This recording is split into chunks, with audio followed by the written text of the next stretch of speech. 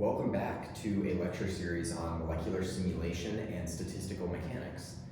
Last lecture we talked about the canonical distribution function, or the canonical probability distribution function.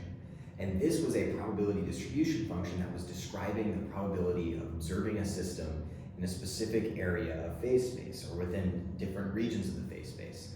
Now, in the last lecture, we hypothesized the form of this function. We said, suppose that this probability density function rho was equal to 1 over c, which was some normalization constant, e to the minus beta h.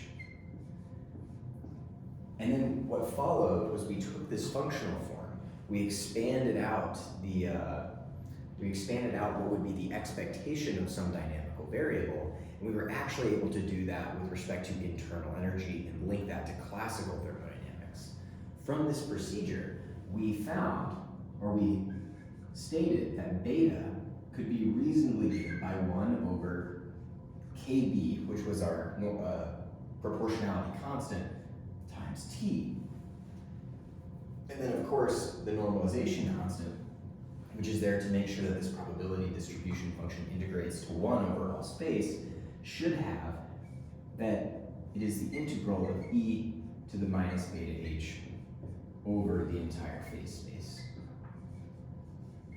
So what this leaves us with for the canonical probability distribution function, the canonical, we could even say PDF,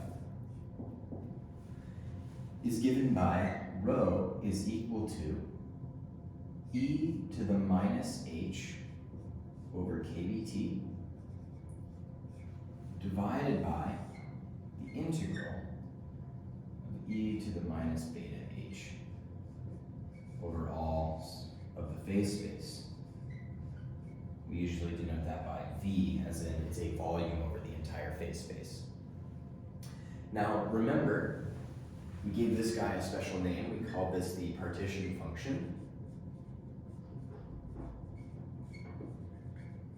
And from connecting this with thermodynamics, we were actually able to derive microscopic expressions for things like entropy and free energy.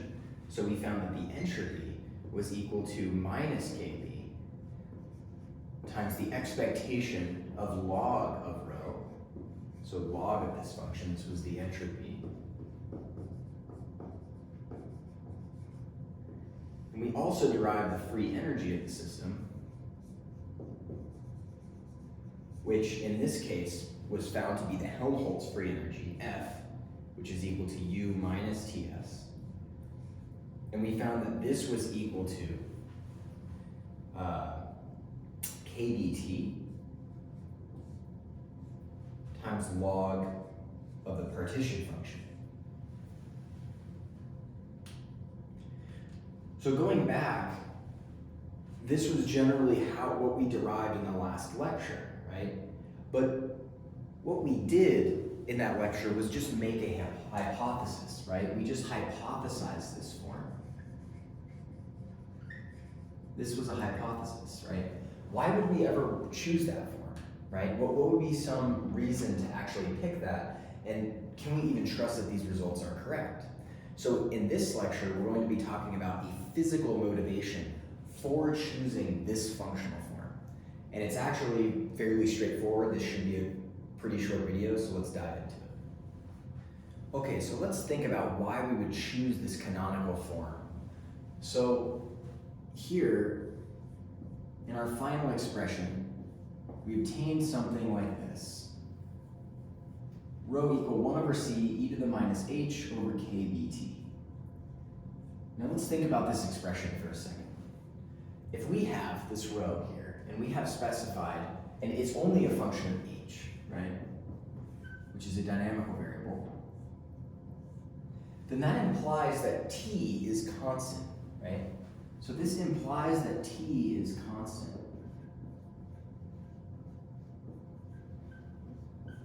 But if t is constant, that means that the system has to be exchanging energy in some way in order to allow for it to remain constant. So let's think about what that means. Suppose we have a system which is isolated, So this is an isolated system, meaning it cannot exchange energy, particles, work, anything. And we'll call this system T. And embedded inside system T is some other system. And we're going to refer to this system as the internal system L. Everything that is not in L is called the surroundings S. So we have the whole system, which is this total system. We have the surroundings from the system, and then we have this own subsystem inside. Now the idea here is let's write out the Hamiltonians for each of these. Well, we know that because the Hamiltonian is additive, that the Hamiltonian of the entire system, so the Hamiltonian of T, should be equal to the Hamiltonian of S plus the Hamiltonian of L. Now there's some nuance here.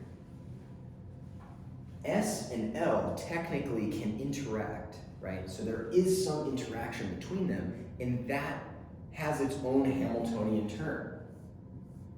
So we need to add plus the Hamiltonian from the interaction. Now, to get to the canonical ensemble, this is where we make an assumption. The assumption is in this H interaction term. So the idea, right, if the temperature of L is going to be the same as the temperature of S always, they need to be able to exchange energy. That means that H interaction cannot be zero, right? There is some interaction. However, this expression really isn't useful if H interaction is non-zero, right? So the assumption we make, so we're going to assume that H interaction is weak. What do we mean by weak? What we mean is that the magnitude of the Hamiltonians of the surroundings and the internal system are much, much bigger than the interaction Hamiltonian. So what that allows us to do is essentially say, within an approximation, that this H interaction term is approximately not contributing to this total Hamiltonian. Even though it's non-zero, we're going to write it as HT equal HS plus HL, right? So if we make that assumption, let's see what the consequences are. So coming back to this specific example, we're now going to zoom in. So we just supposed and made the assumption that H total was equal to the sum of H of the surroundings plus H of the subsystem. So now let's zoom in on the subsystem. So we have this subsystem L here, embedded in the surroundings, which is embedded in an entirely isolated system. And what we're going to do is we're going to arbitrarily break this into two parts. We're going to have a box A and a box B. Now, of course, we can express the total Hamiltonian of L as being the sum of HA and HB.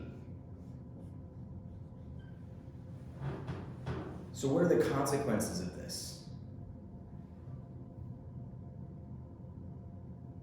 As far as the degrees of freedom go in this, you know, we can say, oh, there's A degrees of freedom in here and B degrees of freedom here, or MA and MB. And of course, the total degrees of freedom M is equal to MA plus MB. So we're sort of treating this as some arbitrary partition that makes these systems roughly independent of each other, right? If we split these guys up. Well, if they're roughly independent, then what that means is that their probability distributions can also be treated as independent.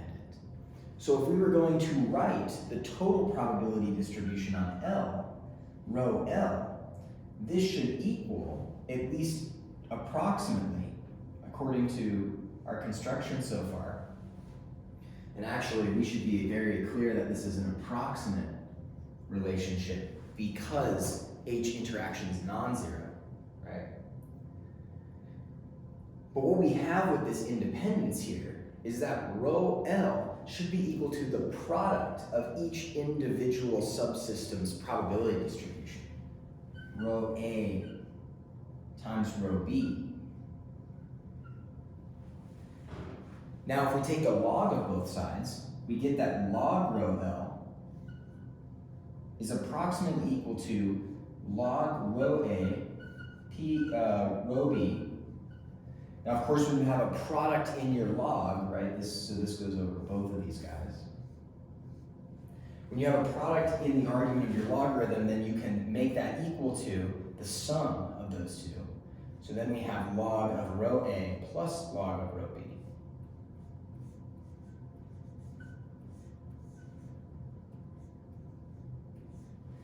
Now, what does this suggest?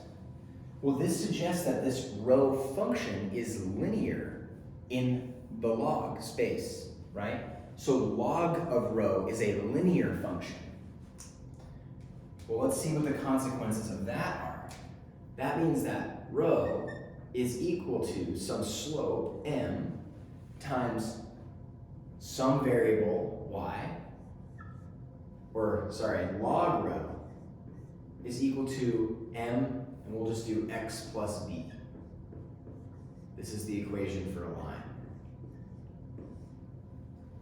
And we're getting this because rho appears to be linear in the log. Now the question is, what is this x, right?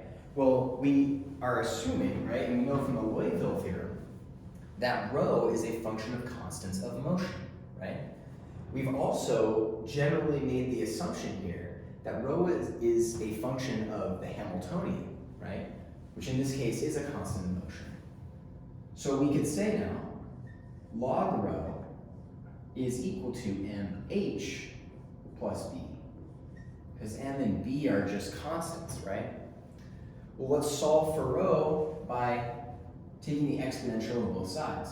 So we end up with rho is equal to e to the b, I'm just going to make this term, pull this term out front, e to the b times e to the mh. This is starting to look very much like our supposed form, right? So what we can do is we can say, okay, well, to be a probability distribution, you have to be normalized, right? So what we can do is we can say, let's let e to the b equal 1 over c, just giving it a new name, right? That gives us rho equal 1 over c, e to the mh. That's good enough. We can also let m equal minus beta, which is what we had before. This implies, I won't rewrite it, the whole thing, but we can write this as 1 over c e to the minus beta h.